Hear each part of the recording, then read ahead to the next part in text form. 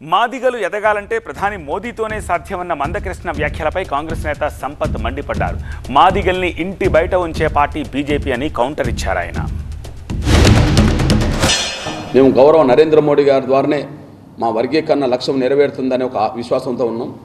ఆయన చొరవతోటే మాదిగల ప్రాతినిధ్యం పెరుగుతుందని మేము భావిస్తున్నాం. ఎగ్జాంపుల్, ఇప్పుడు 3లో లోక్సభ సీట్లలో 3లో 2 మాలలకే కాంగ్రెస్ ఇచ్చింది, 2 ఒక బైన్లా అండ్ ఒక మాలకు బీఆర్ఎస్ ఇచ్చింది, ఇంకా ఒకటి మాదిగలకు డిక్లేర్ చేస్తుందేమో. అంటే 3లో మాకు మా జనాభా పరంగా తెలంగాణలో 70% మాదిగలు ఎస్సీలో, 3లో మాకు 2 రావాలి న్యాయబద్ధంగా. మేము 3 కూడా కోరుకోలేదు. 3లో 2 రావాల్సిన చోట మాకు కాంగ్రెస్ అయినా ఒకటే, బీఆర్ఎస్ అయినా ఒకటే అనే విషయం అర్థమవుతుంది. అంటే మాదిగల జనాభాకు అనుగుణంగా కూడా వాళ్ళు ఇవ్వట్లేదని రుజువు అవుతుంది.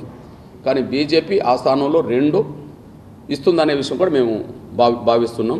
ఇక్కడ మా రాజకీయ ఎదుగుదల నరేంద్ర మోడీ గారి ప్రభుత్వమే ముఖ్యంగా బీజేపీలోనే ఉన్నదనే విషయం స్పష్టంగా రుజువు అవుతుంది. మందకృష్ణ చెప్తాడు, బీజేపీలోనే మాదిగల ఎదుగుదల. ఎట్లా ఎదుగుదల? లక్షలాది మంది మాదిగల జీవితాలను బుగ్గిపాలు చేసింది 10 సంవత్సరాలుగా భారతీయ జనతా పార్టీ. అదే 10 సంవత్సరాలు కాంగ్రెస్ పార్టీ అధికారంలో ఉండి మాదిగలను ఎదిగించింది. మాదిగల జీవితాలను, మాదిగల తలరాతలను మార్చడానికి ఉషా మేర కమిటీ వేసింది. కొన్ని రోజుల్లోనే అయిపోయి దురదృష్టవశాత్తు మేము అధికారం కోల్పోయాం. అది కాంగ్రెస్ పార్టీకి బీజేపీ పార్టీకి ఉన్న డిఫరెన్స్. భారతీయ జనతా పార్టీ అంటేనే మనవాద పార్టీ, దళిత వ్యతిరేక పార్టీ, దళితులను అసహించుకునే పార్టీ, దళితులను గడప బయట పెట్టే పార్టీ.